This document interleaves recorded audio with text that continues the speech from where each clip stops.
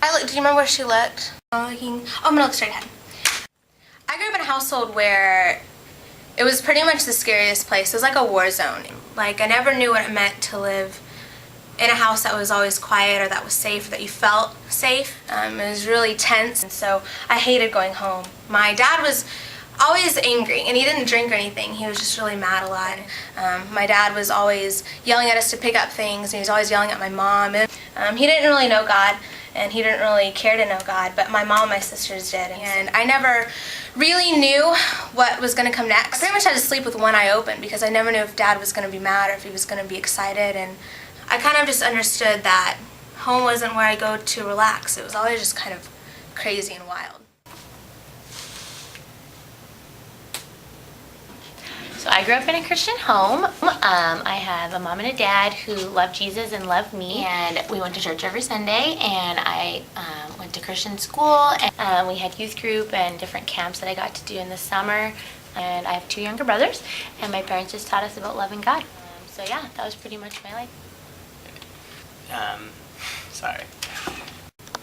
So I grew up in a Christian home. Supposedly we went to church, but my parents didn't really live it out. My dad had a major temper, would explode, he'd punch holes in the wall, and just you never knew when he would just get frustrated and then blow up. And just had major anger. And my parents got divorced when I was 10, and then my dad remarried. Dad remarried multiple times. My mom didn't until later in life, and I was left at home 12 hours a day with no supervision, and would just run around the neighborhood and do whatever I wanted.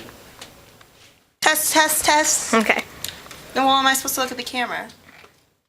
I was born in South Korea on March 9th, 1987. I'm in Busan, South Korea. When I was 6 months old, I was adopted into a really loving Christian family. That includes my mom and my dad, who have been married for 29 years. They're my best friend. My brother. And my brother is 19, and he's a sophomore at college.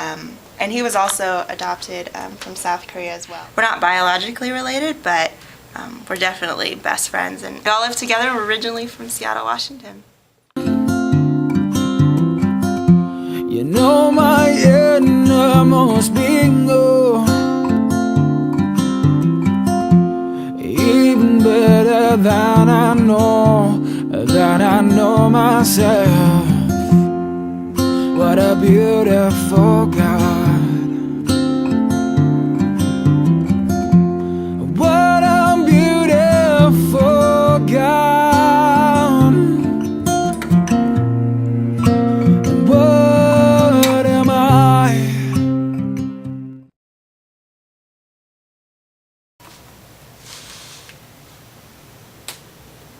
I struggle with a lot of feelings of not being good enough and feelings of being worthless, like feeling like I'm not worth anything or that no one would ever want me.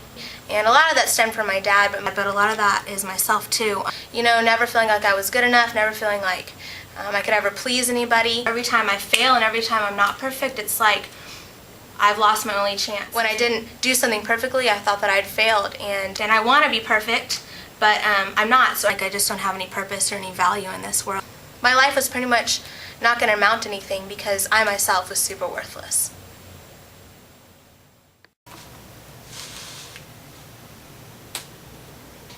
So when I was a kid, something that I struggled a lot with was pride. I just felt like I was above a lot of sins and things that a lot of my other friends were struggling with. And what I realized is that pride comes before the fall. And so my pride caused me to do a lot of things I shouldn't, and I never thought that it would happen to me. My pride really led to me making a lot of mistakes, causing myself a lot of pain. What I struggled with was pride.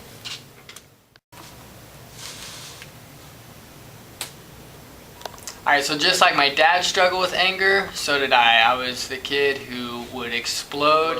I got expelled out of school for anger. When you'd push him over the ledge and he would just, I would just explode and get hurt. I was a kid that nobody knew when you pushed him over the ledge. He'd act in rage and anger and would just get in a lot of fights and got expelled from school for my anger. I just struggled a lot with just getting angry.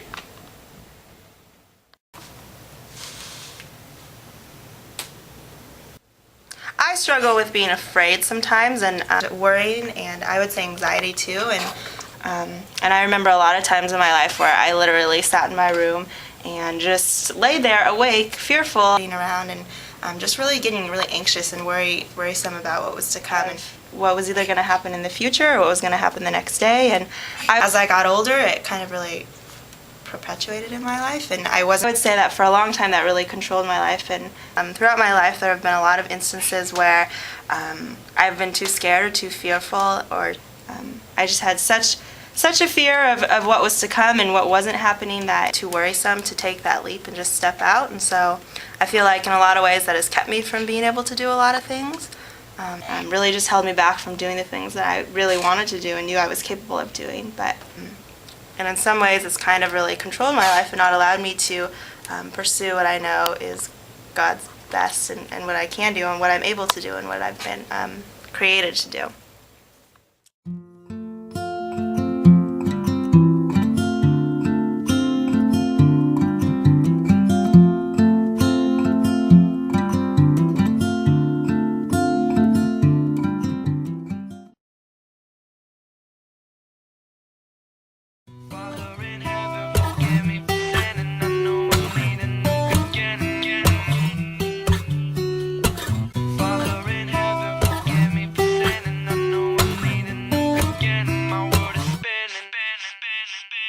The sunrise, the sunset, I'ma not forget all that you done for me.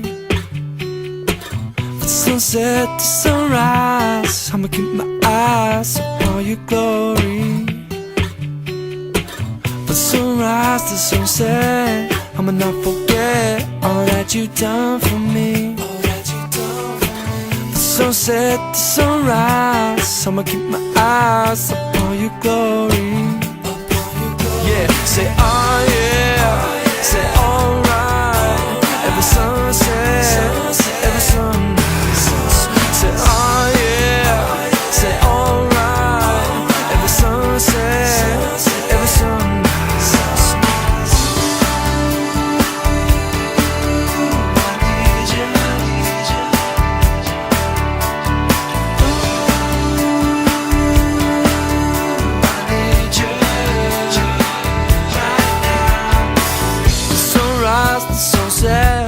I'ma not forget all that you done for me.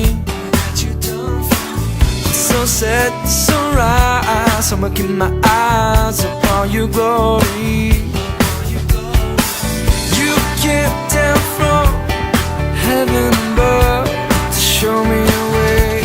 Your way is to love, so help me love, love, not just hold above, saying